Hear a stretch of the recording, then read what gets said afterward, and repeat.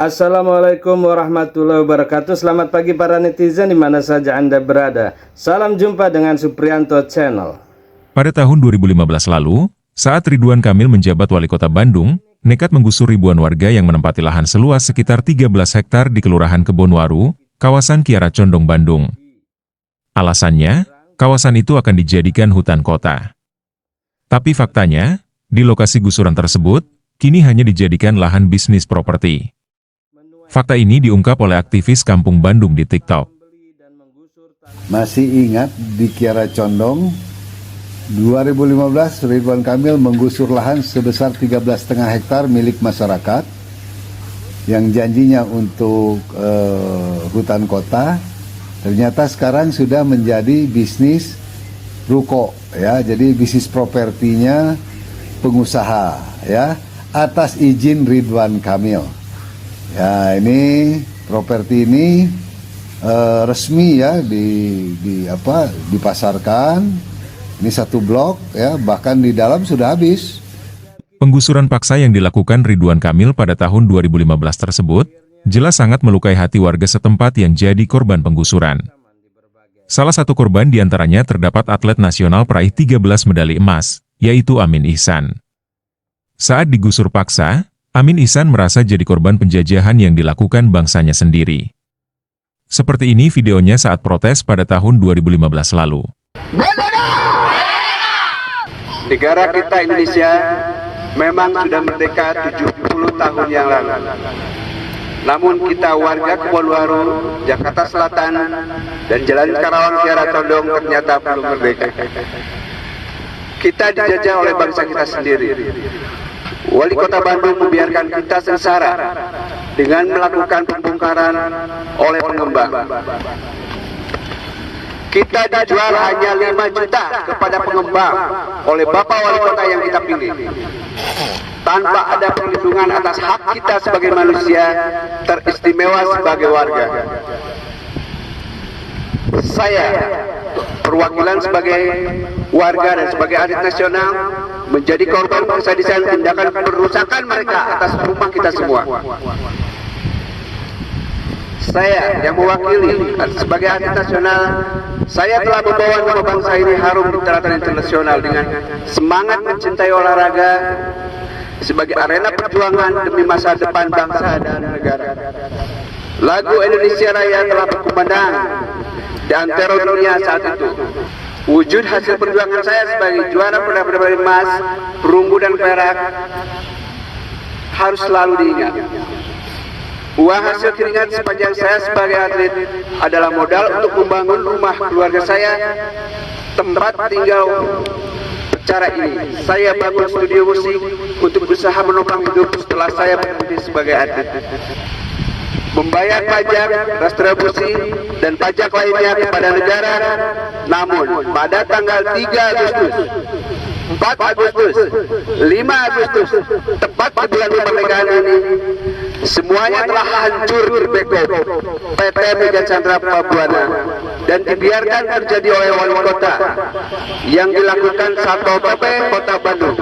Kita hanya menuntut ganti rugi, nilai bangun rumah yang dirusak dan nilai barang-barang yang dihancurkan oleh pemkot pada Mega Chandra Prabuana. Saya mengetuk hati yang paling dalam dari wali kota Bandung untuk membuka rasa kemanusiaannya atas tindakan yang merampas hak hidup kita. Bermalam tanpa penerangan, tanpa air bersih, menjauhkan air wudhu dari sholat kita. Tidur di puing-puing di bawah tenda yang tidak layak. Namun, mari kita jadikan semua derita ini sebagai lambang harga diri di atas segalanya. Hanya nyawa milik Allah yang belum dirampas oleh PT Mega Chandra dari badan kita. Kita hidup selama ini bukan jadi pengemis, bukan pemulung. Kita wajib pajak dan taat pajak. Tetapi sekarang sudah digembelkan oleh wali kota bersama PT Mega Chandra Prabuana. Hidup Karya! Kencang! Hidup Karya! Hidup Karya! Terima kasih.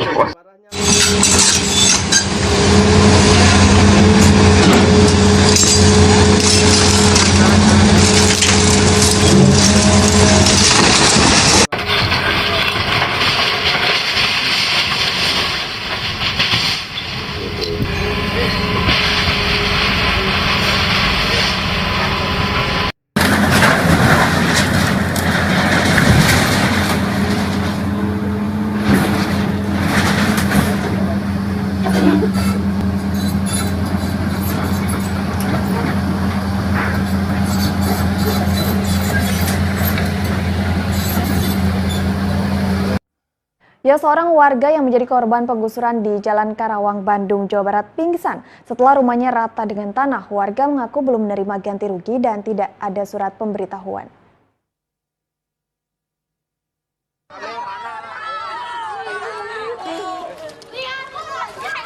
Endah, seorang warga Jalan Karawang, Bandung pingsan setelah tempatnya berteduh rata dengan tanah. Nur Endah pun akhirnya digotong oleh warga dan dievakuasi ke rumah yang belum dibongkar. Warga kesal karena belum menerima ganti rugi dan tidak ada surat pemberitahuan. Pemkot Bandung menilai lokasi pemukiman warga di Jalan Karawang dan Jalan Jakarta Selatan masuk dalam jalur hijau.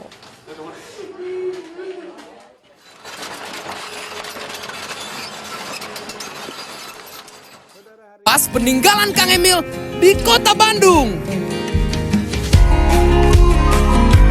Ini halte.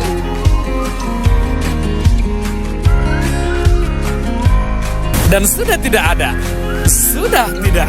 Proyek itu menghabiskan miliaran, tapi sekarang sudah hilang. Dulu halte itu ada di sini, tapi sekarang sudah dibongkar karena sudah jadi kandang burung. Bayar parkir di kota Bandung.